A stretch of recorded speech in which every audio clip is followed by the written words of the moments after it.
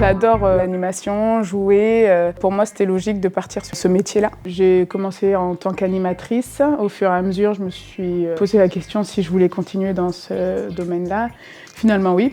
L'animation, donc contrairement à ce qu'on peut croire, ce n'est pas que le BAFA, hein, c'est aussi une filière qui se professionnalise.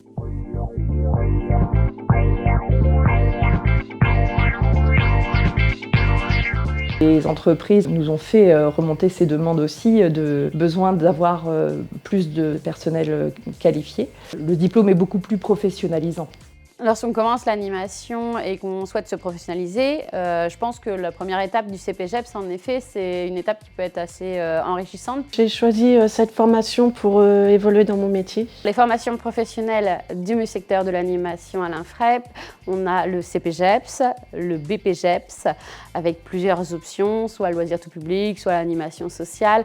Et il y a aussi le CQP animateur périscolaire. Ces formations s'adressent effectivement à différentes typologies de public. Ça peut être des demandeurs d'emploi en reconversion professionnelle et également des jeunes qui sortent du milieu scolaire qui souhaitent aller vers ces métiers et également des salariés qui travaillent déjà un petit peu dans le secteur de l'animation mais qui souhaitent se professionnaliser et continuer dans ce secteur-là. Il y a autant des animateurs qui débutent, qui ont juste travaillé un petit peu cet été et des animateurs et des directeurs qui sont là depuis 20 ans sur le territoire. Dans la formation, on a une partie théorique, mais on a aussi des parties pratiques en créant des activités. On a aussi une partie numérique, même sportif aussi.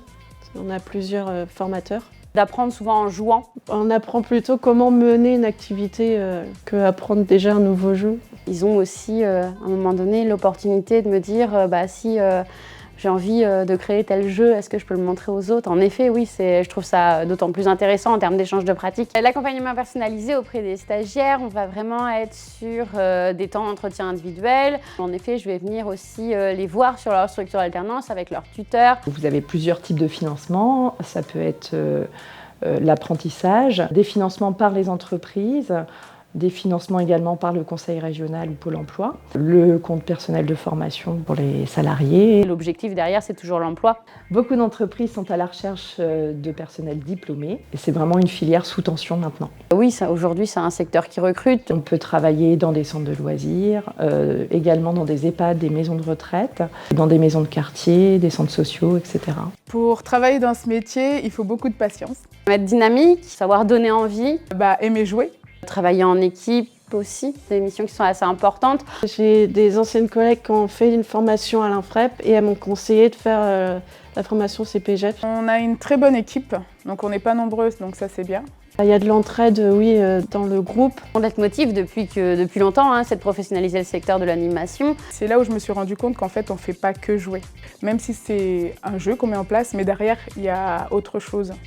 Et c'est en passant cette formation-là que je me suis rendu compte de tout ça.